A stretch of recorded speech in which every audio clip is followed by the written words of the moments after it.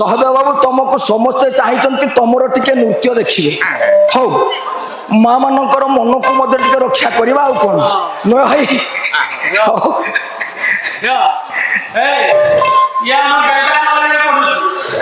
हाँ हाँ शीघ्र शीघ्र चलो ठिकाना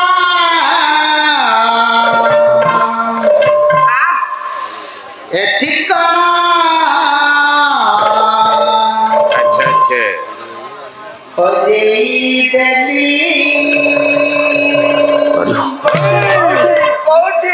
ঠিকনা হজাই দেলু মো পাখকু চালিয়া बड़ भाई ହେଲା बयस बड़ हेले आज्ञा। करी कौन तुमको रखा पड़ो गंडगोल करना समय ना ନା ମୋର ଇଚ୍ଛା ନୁହେଁ हौ सपना सपना राइजे बुली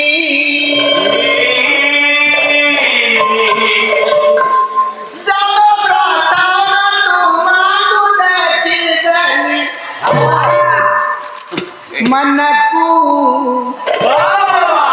मनकू मनकू अदाई दली ମନକୁ ହଟେଇ ଦେଲୁ ठिकाना ठिकाना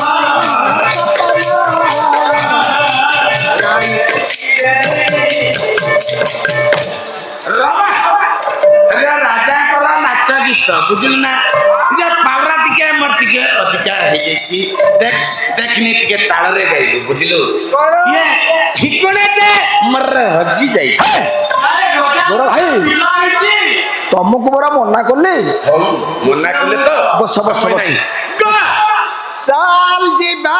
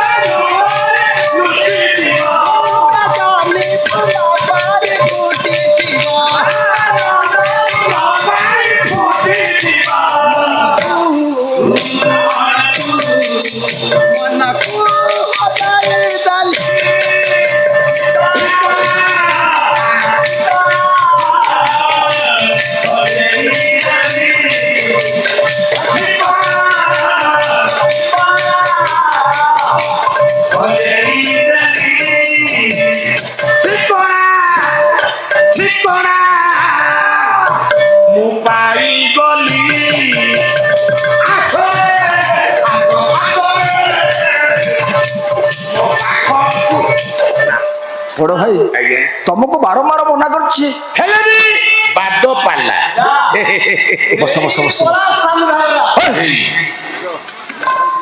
मा କୂଳ ପାଉନାହିଁ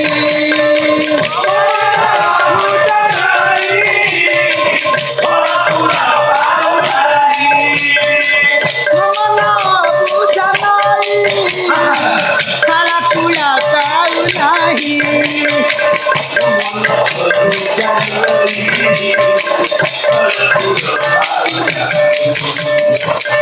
ତୁମ ନୀଳ ଆକାଶର ଧାରା ଫୁଲ ତୁମ ଝର ପଦ୍ମର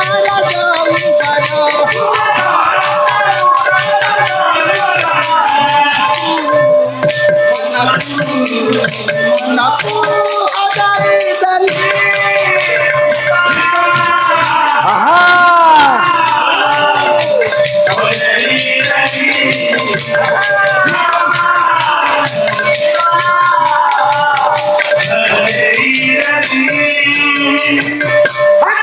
ଶୁଣି ଆ ଚାଲିଯିବା ଆମେ ଇଏ କେଉଁଝର ବଡ ଭାଇ ଆଉ ଗଣ୍ଡଗୋଳ କରନା ଭାଇ ମାନେ ଆସିଲେଣି ଯିବା। କଥା ବସ୍ତୁକୁ ଟିକେ ଆଗକୁ ନେବା ରହ ସମୟ ନାହିଁ କେବେ ବିଷୟ କୋଉଠି ଅଛି ବଡ ଭାଇ ପିଲା ହେଇଛି ହସ ଖୁସିର ମୁହୂର୍ତ୍ତ ହସ ଖୁସିରେ ରାଜନଗର ଆଜି ଫାଟି ପଡୁଛି ଏ ମା ଏପରେ ଦିନ ପରେ ଦିନ ଅତିବାହିତ ହେବାକୁ ଲାଗିଛି ରାଜା ଏ ପୁଅ ପାଇଁ ପଞ୍ଚୁଆତି କର୍ମ ଷଷ୍ଠୀ ବିଧି ଆଜ୍ଞା ସମାପନ କଲେ କେବେ ଆସିଲା 21 ଦିନ 21 ଦିନ ମା ସମସ୍ତେ ପାଳନ କରିଥାନ୍ତି ଗୋଟେ ପିଲା ଜନ୍ମ ହେଲା ପରେ 21 ଆପଣ ମାନେ ପାଳନ କରିଥାନ୍ତି କାହିଁକି ଲୋ ମା ଏ ପୁଅ ଝିଅର ନାକରଣ ଉଦ୍ଦେଶ୍ୟରେ ଆପଣ 21 ପାଳନ କରନ୍ତି ତେବେ ବଡ ଭାଇ ରାଜା କଲେ କଣ 21 ପୂଜିଲେ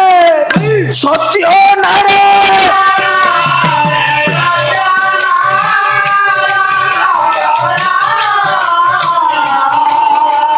ଆଉ ଜନ୍ମ ଲଗ୍ନ ଦେଖିଦେଲେ ବ୍ରହ୍ମପୁତ୍ର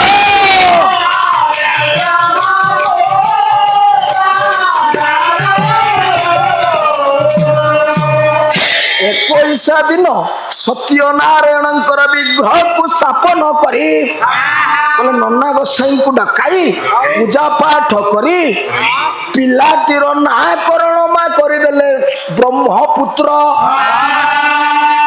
ବଡ ଭାଇ ପୂଜା ମଣ୍ଡପରେ ପୁଅକୁ ଧରି ବସିଥିଲେ ରାଣୀ ମା ରାଣୀ ପଦ୍ମାବତୀ ବସିଥିଲେ ହସର ଲହରୀ ଛୁଟିଛି ଠିକ ଏତିକି ବେଳେ ହଠାତ୍ ରାଜାଙ୍କର ସିଂହଦ୍ୱାର ନିକଟରେ ତାଙ୍କ କୁଳଗୁରୁ କୁଳଗୁରୁ ଉପସ୍ଥିତ ହୋଇ ମା ଓଙ୍କାର ରୂପକ ବେଦଧ୍ୱନି କରୁଛନ୍ତି ହରି ଓମ୍ ନମଃ ଭଗବତେ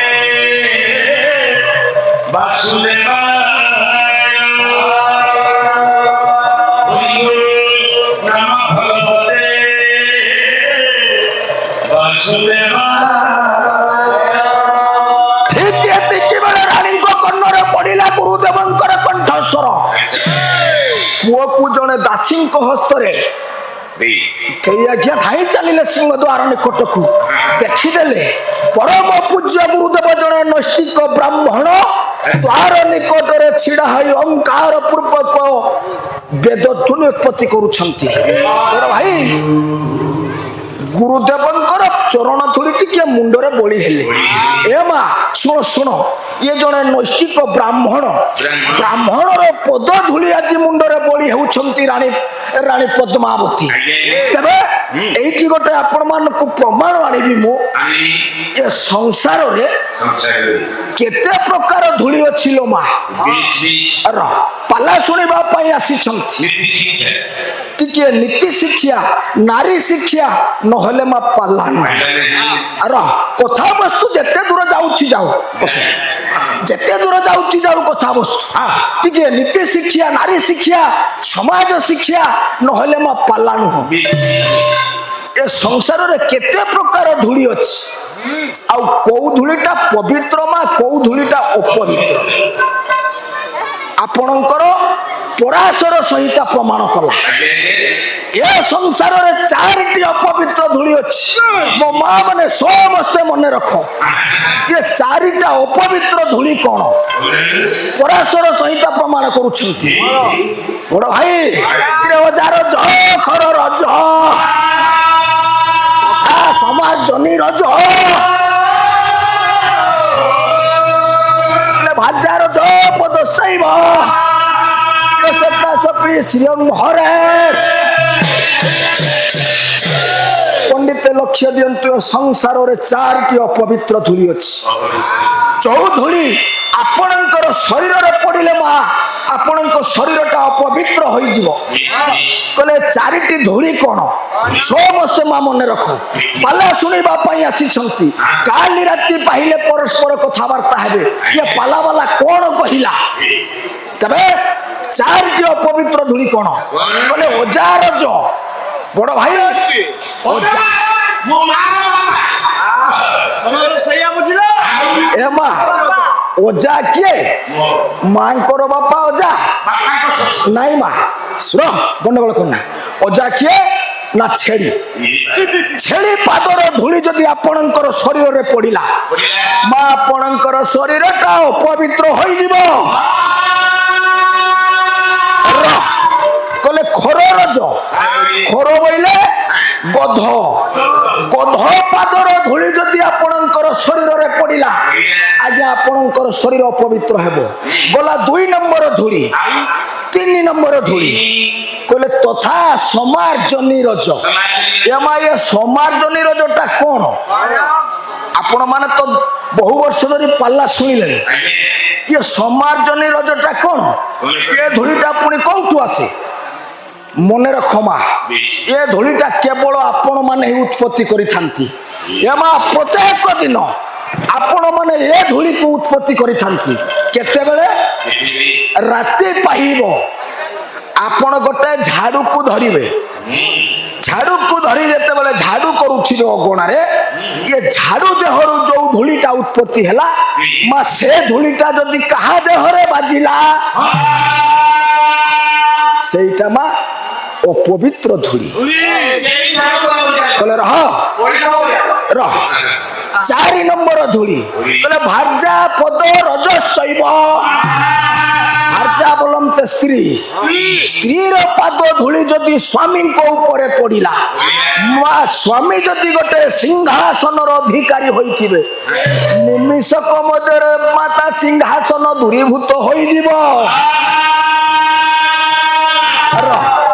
4ଟି ଅପବିତ୍ର ଧୂଳି ଗଲା 4ଟି ପବିତ୍ର ଧୂଳି ଅଛି କଣ କହିଲେ ଧାନ ରଜ ଗବାଙ୍ଗ ରଜ ଏମା ପୁତ୍ର ଆଲିଙ୍ଗନେ ରଜ ବିପ୍ର ପଦ ରଜ ଶୈବ ଏ ସକ୍ରା ସପି ଶ୍ରୀୟଂ ଭବେ। ଏ ସଂସାରରେ 4ଟି ପବିତ୍ର ଧୂଳି ଅଛି। 4 ଅପବିତ୍ର ଧୂଳି କହିଲି 4 ପବିତ୍ର ଧୂଳି କଣ କହିଲେ ଧାନ୍ୟ ରଜ ଅର୍ଥାତ୍ ଧାନକୁ ଯେତେବେଳେ ଆମେ ମାନେ ସଫା ସୁତୁରା କରୁଛି ତା ଦେହରୁ ମା ଯୋଉ ଧୂଳିଟା ବାହାରେ ସେ ଧୂଳିଟା ଯଦି ଆପଣଙ୍କ ଶରୀରରେ ପଡିଲା ଆପଣଙ୍କର ଶରୀରଟା ପବିତ୍ରତା ଲାଭ କରେ। କହିଲେ ଗବଙ୍ଗ ରଜ ଅର୍ଥାତ୍ ଗାଈ ଗୋଷ୍ଠ ଗୋ ଗୋଷ୍ଠର ଧୂଳି ଯଦି କାହା ଦେହରେ ପଡିଲା ଅତ୍ୟନ୍ତ ଶୁଭପ୍ରଦ। ଆଉ କଣ କହିଲେ ପୁତ୍ର ଆଲିଙ୍ଗନେ ରଜ ଏ ମା ଶୁଣ ଶୁଣ କେଡେ ସୁନ୍ଦର କଥା। ଛୋଟ ଛୋଟ ପୁଅ ଝିଅ ମାନେ ବାଲିରେ ଖେଳିବାକୁ ମନ ବଳାନ୍ତି ଆପଣ ମାନେ କରନ୍ତି କଣ ପିଲାଟି ବାଲିରେ ଖେଳୁଥିବା ସମୟରେ ଆପଣ ରାଗ ଗର ଗର ହୋଇ ଏ ପୁଅ କିମ୍ବା ଝିଅକୁ ଟିକେ ଚାପୁଡେ ପକାଇ ଦେଇଥାନ୍ତି ନାଇଁ କଣ ଧୂଳିରେ ଖେଳୁଛୁ ଏଲାର୍ଜିକ ହେବ ନୁହେଁ ମା ନେଇ ଆସିଲେ ଏ ପୁଅ ଝିଅଙ୍କୁ ଆପଣ କରନ୍ତି କଣ ଟାୱେଲରେ ପୋଛି ପକେଇଲେ ନହେଲେ ପାଣିରେ ତାକୁ ଧୋଇଦେଲେ କାହିଁକି ଆପଣଙ୍କ ମନରେ ଗୋଟେ ଭାବ ଜାଗ୍ରତ ହେଲା ପୁଅକୁ ଆଲର୍ଜିକ ହେବ। ଏ ମା କେବେ ବି ସେଇଆ କରିବେ ନା। କବି କହିଲେ ପୁତ୍ର ଆଲିଙ୍ଗନେ ରଜ ଏ ଯୋଉ ଧୂଳି ଧୂସର ହୋଇଥିବା ପୁଅ ଝିଅ ମାନେ ସେ ପୁଅ ଝିଅ ମାନଙ୍କୁ ଯଦି ନେଇ ଆସି ଆପଣ ଟିକେ ଆଲିଙ୍ଗନ କରିଦିଅନ୍ତି ସେ ପୁଅ ଝିଅ ଦେହରେ ଥିବା ଧୂଳିଟା ଆପଣଙ୍କ ଦେହରେ ଯଦି ବାଜିଯାଏ ଆପଣଙ୍କ ଶରୀରଟା ପବିତ୍ର ହୋଇଯିବ। ଗଲା 3 ନମ୍ବର ପବିତ୍ର ଧୂଳି ଗଲା। 4 ନମ୍ବର ପବିତ୍ର ଧୂଳି ବିପ୍ର ପଦ ରଜଶ୍ଚୈବ। ବିପ୍ର ବୋଲନ୍ତେ ବ୍ରାହ୍ମଣ, ବ୍ରାହ୍ମଣଙ୍କର ପାଦର ଧୂଳି ଟିକେ ମୁଣ୍ଡରେ ବୋଳି ହେଲେ ଅତ୍ୟନ୍ତ ଶୁଭପ୍ରଦ। ଗଲା ବଡ ଭାଇ ରାଣୀ ପଦ୍ମାବତୀ ଗୁରୁଦେବଙ୍କର ପଦ ଧୂଳି ଟିକେ ମୁଣ୍ଡରେ ବୋଳି ହେଲେ ପାଛଟି ନେଲେ ମା ପାଛଟି ନେଇ ଦିବ୍ୟାସନରେ ବସାଇ ଦେଇ କରୁଛନ୍ତି କଣ ପବିତ୍ର ଜଳେ ପଦ ଧୋଇ ଆସନେ ବସାଇଲେ ଆସନେ ପବିତ୍ର ଜଳରେ ଗୁରୁଦେବଙ୍କର ପଦକୁ ଧୌତ କରିଦେଇ ଦିବ୍ୟାସନରେ ବସାଇ ଦେଲେ ମା। ଏତିକି ବେଳେ ଗୁରୁଦେବ କହିଲେ ହେ ରାଣୀ ପଦ୍ମାବତୀ ମୁଁ ଅନେକ ଥର ତମ ନବରରେ ପ୍ରବେଶ କରିଛି କିନ୍ତୁ ଯେତେବେଳେ ଆସେ ଏ ନବରରେ ବିଷାଦର ଛାୟା ଖେଳିଥାଏ କିନ୍ତୁ ଆଜି ସମସ୍ତେ ଆନନ୍ଦ ଉଲ୍ଲାସରେ ମାତିଛନ୍ତି। କଥା କଣ ଏତିକି ବେଳେ ରାଣୀ ପଦ୍ମାବତୀ କହିଲେ ହେ ଗୁରୁଦେବ ଏସବୁ ଆପଣଙ୍କର ଆଶୀର୍ବାଦ। ଆପଣଙ୍କର ଆଶୀର୍ବାଦ ଫଳରେ ମୁଁ ଏକ ପୁତ୍ର ରତ୍ନକୁ ପାଇଅଛି ତେଣୁ ଆମେ ମାନେ ଆନନ୍ଦ ହେବା ସମସ୍ତ ଦାସ ଦାସୀ ଆଜି ଆନନ୍ଦରେ ଏତିକି କହି ଏମା ରାଣୀ ପୁଅକୁ ହସ୍ତରେ ଧାରଣ କରି ପୁଅକୁ ନେଇ ଆସିଲେ ଗୁରୁଦେବଙ୍କ ନିକଟରେ କହିଲେ ହେ ଗୁରୁଦେବ ହେଇ ଦେଖିଲେ ମୋ ପୁଅକୁ କି ସୁନ୍ଦର ଆପଣ ଏ ପୁଅର ଟିକେ ଭବିଷ୍ୟତ କଥା କୁହନ୍ତୁ। ଏତିକି ବେଳେ ପରମ ପୂଜ୍ୟ ଗୁରୁଦେବ କହି ଦଉଛନ୍ତି ହେ ରାଣୀ ପଦ୍ମାବତୀ ତମ ପୁଅ ଭଲ ସୁଲକ୍ଷଣ ଜନ୍ମ ନେଇଛି। ତମ ପୁଅର ଶରୀର ମଧ୍ୟରେ ଏକ ଜ୍ୟୋତି ପ୍ରକାଶ ହେଉଛି। ତମ ପୁଅଟା ହେବ ଭବିଷ୍ୟତରେ ଜଣେ ବଳିଆର କିନ୍ତୁ ଏମା ଗୁରୁଦେବଙ୍କ ମନରେ ଏକ ପ୍ରଶ୍ନବାଚୀ ସୃଷ୍ଟି ହୋଇଛି। ରାଣୀ ଚମକି ପଡ଼ିଲେ ରାଣୀ ପଦ୍ମାବତୀ ଚମକି ପଡ଼ିଲେ ହାତକୁ ଯୋଡ଼ିଦେଲେ ହେ ଗୁରୁଦେବ ଆପଣଙ୍କ ମନରେ ଏକ ପ୍ରଶ୍ନବାଚୀ ସୃଷ୍ଟି ହେବାର ମୁଁ ଦେଖିଲି। କଣ ଅସୁବିଧା ହୋଇଛି ଗୁରୁଦେବ ମୋ ନିକଟରେ ପ୍ରକାଶ କରନ୍ତୁ।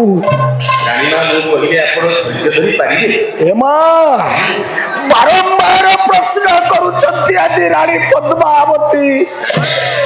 ଗୁରୁଦେବ କହିଲେ ହେ ରାଣୀ ପଦ୍ମାବତୀ ଶୁଣିବ ମୁଁ ଯଦି ଆଜି ଏ ପ୍ରଶ୍ନବାଚୀକୁ ପ୍ରକାଶ କରିଦେବି ତେବେ ତମର ପାଦ ତଳର ମାଟିଟା ରସାତଳ ହୋଇଯିବ।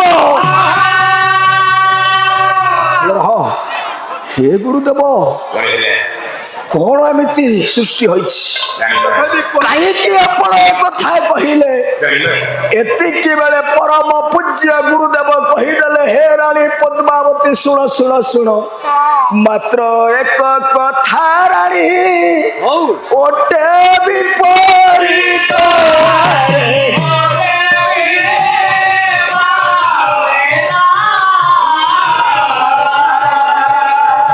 ଉପାୟ ହୋଇବ ନିଶ୍ଚୟ ହେବ ସର୍ପା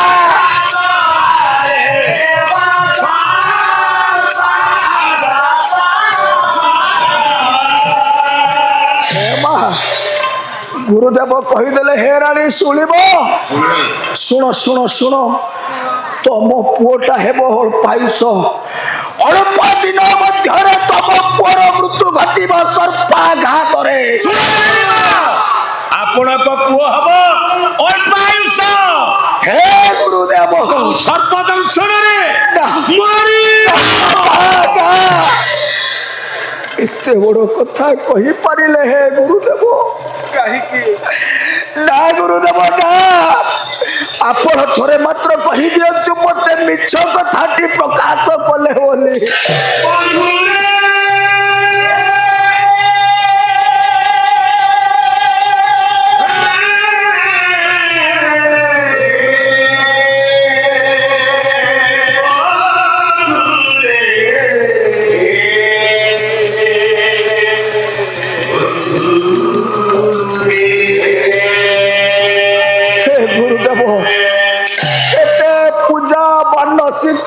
मुहे पुओ को पाइथिली ए पुओ जी मते चिरदिन पई छाड़ी चली जीवो ए बयस रे मु केबे हेले सह्य करि परिबि ना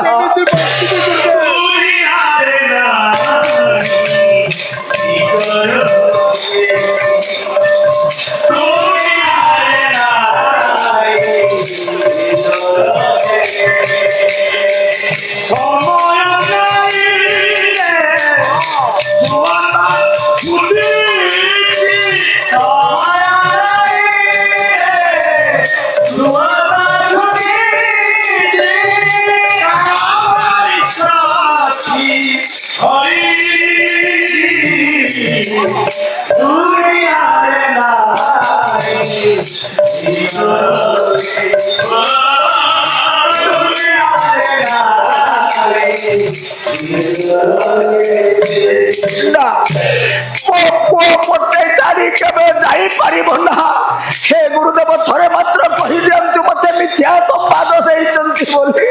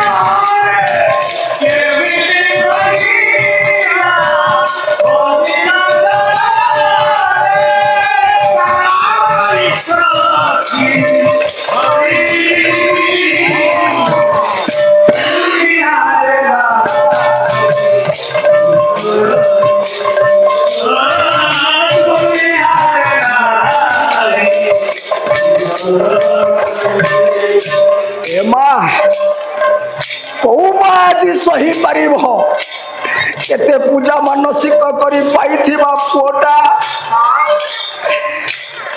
केवल अल्प दिन भितर आज माँ को छाड़ी चली जीव सर्पाघात मृत्युवरण कर रानी पद्मावती छाती आज फाटी पड़ुछि कांदी कांदी आज पुओटी को गुरुदेव पाद तल रक्त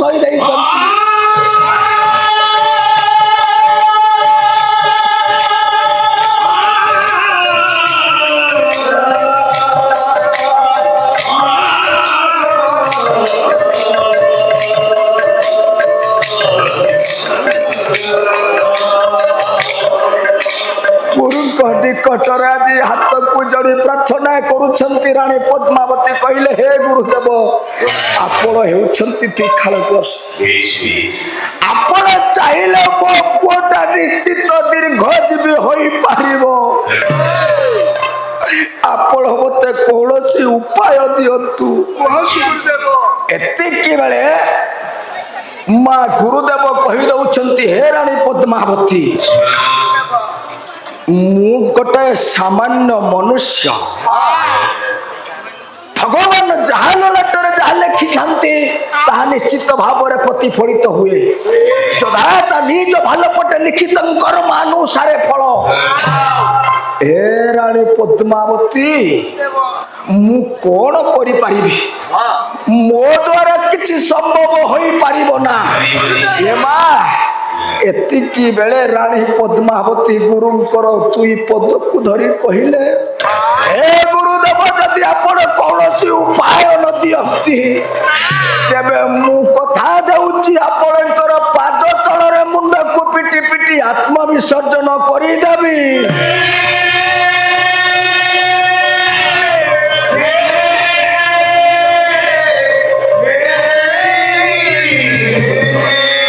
एतिकी बेले गुरुदेव कहले कहले हे रानी गोटाए उपाय अच्छी तबे जदि मो शर्त रे राजी तबे ତମ ପୁଅଟା ଦୀର୍ଘଜୀବୀ ହୋଇପାରିବ। ରାଣୀ ସଙ୍ଗେ ସଙ୍ଗେ ମା ସତ୍ୟ କରିଦେଇଛନ୍ତି। କଥାକୁ ଟିକେ ଆଗକୁ ନେଇଯିବି, ସେ ନାଗ ନାଗୁଣୀକୁ ଭେଟ କରିଦେବି। ଭାଇମାନେ ମୋର ଆସିଲେଣି, ଅନେକ କଥା ୟା ଭିତରେ